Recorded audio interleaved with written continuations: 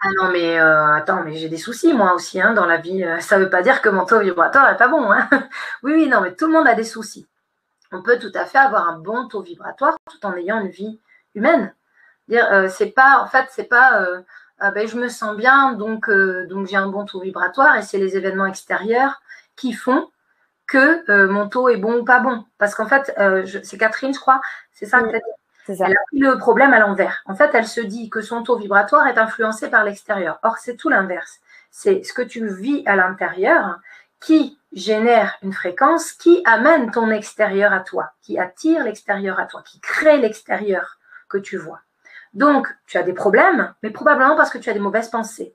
Probablement parce qu'en ayant ces mauvaises pensées, tu as créé une fréquence qui n'est pas au diapason avec le positif.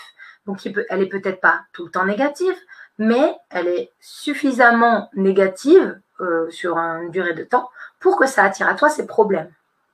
Ça ne veut pas dire que, tu vois, moi qui ai un taux vibratoire haut et qui entretient cette énergie, ça veut pas dire que je n'ai pas de problème. Ça veut dire que je les appréhende tout à fait autrement.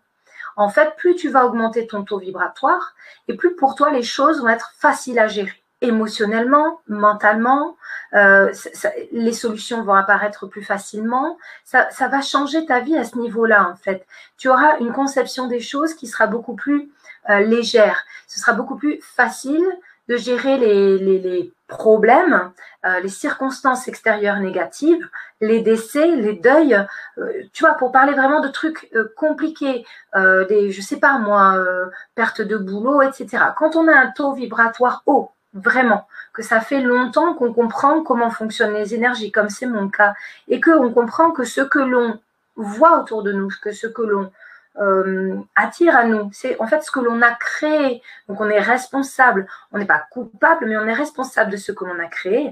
À partir du moment où tu es dans cette dynamique-là, eh bien tu te dis, ok, c'est pour quelque chose de bon. C'est pour quelque chose, mon taux vibratoire a attiré ça, mon énergie a attiré ça, c'est pour me permettre de comprendre telle chose. En fait, tu vois les choses autrement. C'est pour me permettre d'expérimenter telle chose, c'est pour me permettre de guérir telle blessure.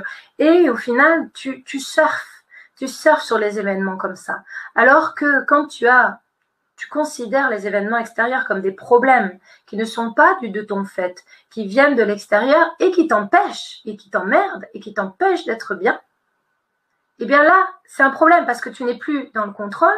Ça veut dire que selon toi, tu ne maîtrises pas ton énergie pour attirer ça, tu vois.